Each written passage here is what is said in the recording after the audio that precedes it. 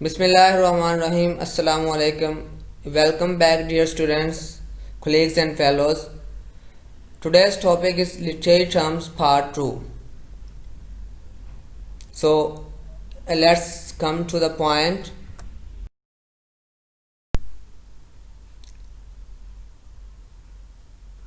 Literary terms part 2 में हमारे जो फर्स्ट टर्म है वो है जक्सापोजिशन। जक्सापोजिशन बेसिकली ये कंपेयर और कंट्रास्ट पे बेस करती है। दो डिफरेंट आइडियाज जो होते हैं, ऑब्जेक्ट्स हो सकते हैं, कैरेक्टर्स हो सकते हैं, उनको कंपेयर करना या कंट्रास्ट करना जो है।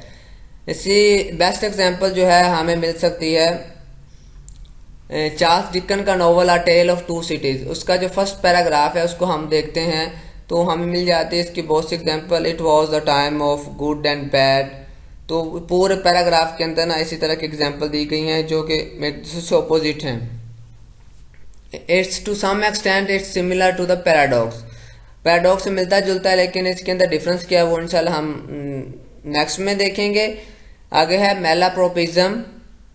Malapropism happens when an incorrect word is used in place of a word that has a similar sound. दो वर्ड्स हैं, साउंड सिमिलर है, स्पेलिंग में डिफरेंस है, तो हम किसी जगह पे wrong statement, wrong word use करते हैं कि उसके अंदर कॉमिक इफेक्ट डाला जाए, उसके अंदर मजाक पैदा किया जाए। This miss use of the word typically results in a statement that is both nonsensical and humorous. As a result, this device is commonly used in comedic writing. I just can't wait to dance the flamingo.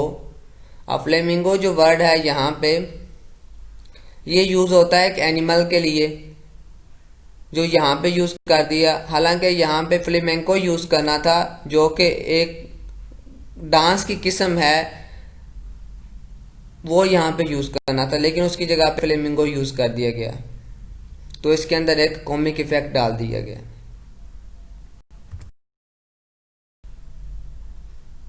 Next हमारे पास है metaphor. An author compares one thing to another. एक चीज को दूसरी चीज करार देना, उर्दू में जिसको हम इस्तिआरा कहते हैं। The two things being described usually share something in common but are unlike in all other respects. Example: what light through yonder window breaks? It is the east and Juliet is the sun. अब Romeo and Juliet के अंदर Juliet को सूरज करार दिया जा रहा है, हालांकि हकीकत में नहीं है, तो ये लफ्ज़ जो है उससे इस्तिआरतन लिया गया है, तो उसको हम कहेंगे metaphor. Romeo compares Juliet to the sun. Next is simile. A simile is a type of metaphor in which an object, idea, character, action, जो भी चीज़ें हैं हम किसी की चीज़ के साथ उसकी तशबीह देते हैं, उस जैसा कहते हैं। इसमें वर्ड जो है एज और लाइक यूज़ किया जाता है। For example, she is as vivacious as a lion. Since this statement uses a word as to make a comparison between she and a lion, तो इसको हम सिमिली के एग्जाम्पल पे लेंगे।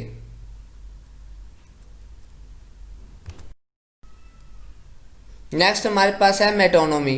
बेसिकली ये टर्म लिंग्विस्टिक के अंदर भी बहुत ज़्यादा इसको डिस्कस किया जाता है, लेकिन चूंकि बहुत ज़्यादा इंपॉर्टेंट थी तो इसलिए मैं इसको लिटरेरी टर्म्स में भी डिस्कस कर रहा हूँ। A metonymy is when a related word or phrase is substituted for the actual thing to which it's referring. अब एग्जाम्पल इसकी दी गई है, the pen is mightier than the sword. अब कलम को जो है वो तलवार से ज़्यादा ताकतवर कहा जा रहा है, यानी उसका वर्ड जो है उसके अल्टरनेट यूज किया जा रहा है। This statement which was coined bye Edward Buller, the pen refers to the written word and the sword refers to the military force. अब जो है तलवार की जगह पे जो उसका सब्स्टिट्यूशन यूज किया जा रहा है वो पेन को किया जा रहा है। नेक्स्ट हमारे पास आता है mood.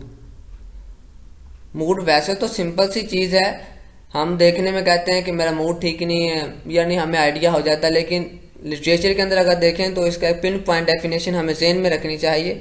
Mood is a general feeling that writer wants the audience to have. Writer जो है ऑडियंस की फीलिंग्स में क्रिएट करता है, उनके लिए जनरेट करता है। पढ़ते हुए वो अच्छा फील कर रहे हैं, बुरा फील कर रहे हैं, सैड फील कर रहे हैं, सस्पेंस उनके लिए क्रिएट हो रहा है। तो ये सारी चीज़ें जो हैं राइटर पे डिपेंड करती हैं कि वो किस तरह का मूड जो है अपनी ऑडियंस के लिए क्रिएट करना चाहता है, अपने रीडर्स के लिए करना चाहता है। The writer can achieve this through description, setting and dialogue.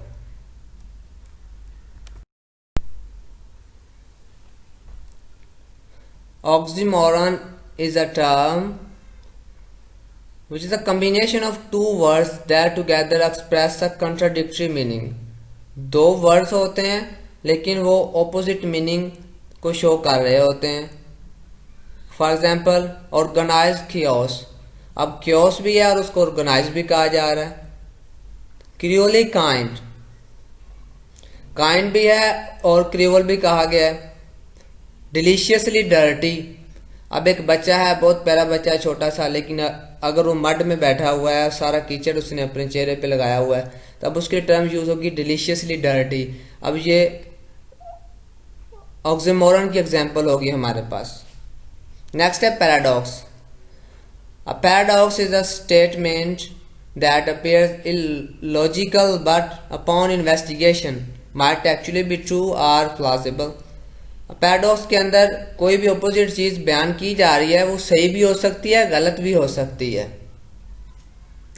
कोई स्टेटमेंट हो सकती है, कोई सेंटेंस हो सकता है। The paradox is different from an oxymoron. A paradox is an entire phrase और सेंटेंस, जबकि ऑक्सीमोरन में सिर्फ वर्ड्स होते हैं। पैराडॉक्स के अंदर वो पूरा फ्रेज हो सकता है, सेंटेंस हो सकता है, जबकि ऑक्सीमोरन जो है combination of just two words है।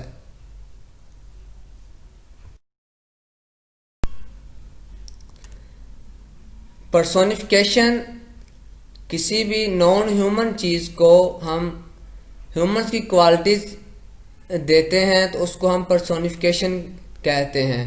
Personification is when a non human figure और अदर एब्स्ट्रैक्ट कॉन्सेप्ट और element is described as having human like qualities or characteristics. For example, the wind moan beckoning me to come outside।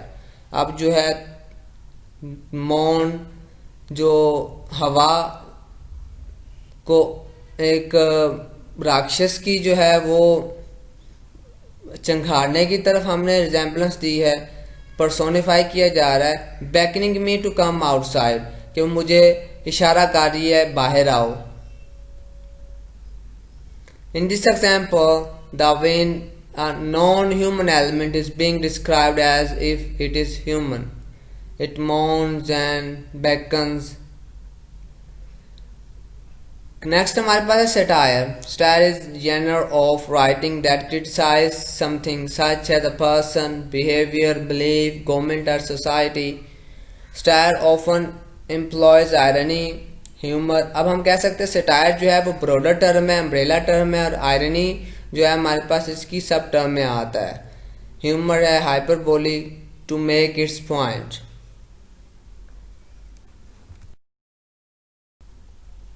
Next हमारे पास है soliloquy, a type of monologue. ये monologue एक type है that's often used in dreams. A soliloquy is when a character speaks aloud to himself. जब कोई भी character जो है वो अपने आप से बात कर रहा है तो उसको सोलिलोकी कहेंगे। जैसे पोएम आपने पढ़ी होगी हॉक्स मोनोलॉग, तो उसके अंदर वो सोलिलोकी की एग्जांपल दी गई, अपने आप से बात कर रहा होता है। एंड टू द ऑडियंस, या ऑडियंस को बताने के लिए, लेकिन बात वो अपनी फीलिंग्स के साथ ही कर रहा होता है। इंटरनल फीलिंग जो है वो अपनी शो कर रहा होता है। Revealing is inner thoughts and feelings. Example in Romeo and Juliet, Juliet's speech on the balcony that begins with "Oh Romeo, Romeo, wherefore art thou Romeo" is a soliloquy। अब यहाँ पे वो उसको पुकारा जा रहा है, तो लेकिन बाद ये इंटरनल फीलिंग शो की जा रही है। Tone, mood is what the audience is supposed to feel. Tone is the writer or narrator's attitude towards a subject. Next हमारे पास आता है डिक्शन, राइटिंग स्टाइल, आप वोकेबलरी किस तरह की यूज़ करते हैं। Word choice used in literary work may be formal, colloquial, abstract, concrete, literal, figurative, leads to tone और मूड। जैसे वर्ड्स यूज़ किए जाते हैं उसी तरह से उसका इम्पैक्ट पड़ता है रीडर पे या ऑडियंस पे। Euphemism, substitution of a mild in a direct or vague term for one considered more harsh। जब किसी एक चीज़ को बयान करना तो उसके लिए एक बहुत ज़्यादा हार्श वर्ड यूज़ किया जा रहा है, सख्त है, तो उसकी जगह पे थोड़ा सा इनडायरेक्टली वर्ड यूज़ किया जाए कि उसकी जो शिद्दत है वो कम हो जाए। फॉर एग्जांपल हमारे पास वर्ड होता है किसी का फोत हो जाना, डाइड, तो उसके लिए पास्ट अवे यूज़ किया जाता है उसकी शिद्दत थोड़ी सी कम करने के लिए। नेक्स्ट है tautology, to repeat one self without purpose, useless repetition, कोई भी चीज़ जो है उसको बगैर किसी वजह के रिपीट करना।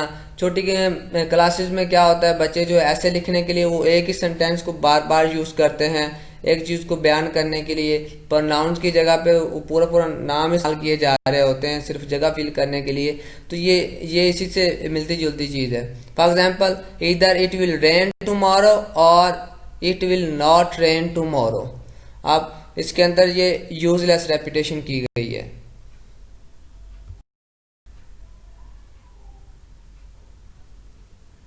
Thanks for listening.